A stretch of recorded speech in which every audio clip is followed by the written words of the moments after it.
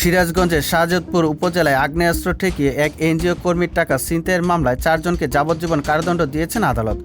মঙ্গলবার দুপুরে সিরাজগঞ্জ যুগ্ম জেলা ও দায়রা জজ আদালতের বিচারক সুপ্রিয়া রহমান আসামিদের অনুপস্থিতিতে এ রায় প্রদান করেন। দণ্ডপ্রাপ্তরা হলেন সিরাজগঞ্জের শাহজাদপুর উপজেলার পোতাজিয়া গ্রামের মৃত ওসমান ফকির ওরফে সোনাউল্লাহর ছেলে এরশাদ আলী ওরফে গুলজার হোসেন রানা ওরফে রায়হান রাজা, পাবনার সদরের অরেঙ্গাবাজ গ্রামের মৃত আকবর শেখের ছেলে নজরুল ইসলাম, সুজানগর উপজেলার গোসপাড়ার মৃত নাসির উদ্দিন নেসারের ছেলে আবুল হাশেম ওরফে দেও হাশেম এবং রাজবাড়ির পাংশা উপজেলার জয়গ্রামের নজরুল ইসলামের ছেলে হাসান আলী পারমাণিক।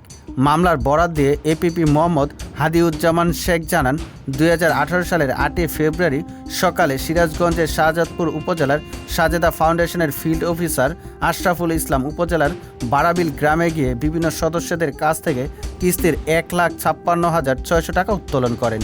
দুপুরে ওই টাকা নিয়ে ফেরার পথে বারাবিল ব্রিজের কাছে আসামিরা 3টি মোটরসাইকেল নিয়ে এসে আশরাফুল ইসলামকে ঘিরে ধরে।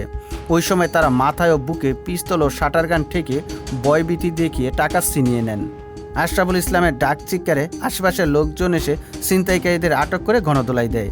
এরপর তাদের পুলিশের কাছে সোপর্দ করা হয়। এই ঘটনায় শাহজাদপুর থানায় মামলা হয়।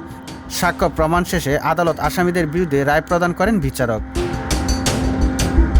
সুজিত মণ্ডল, সবার কথা।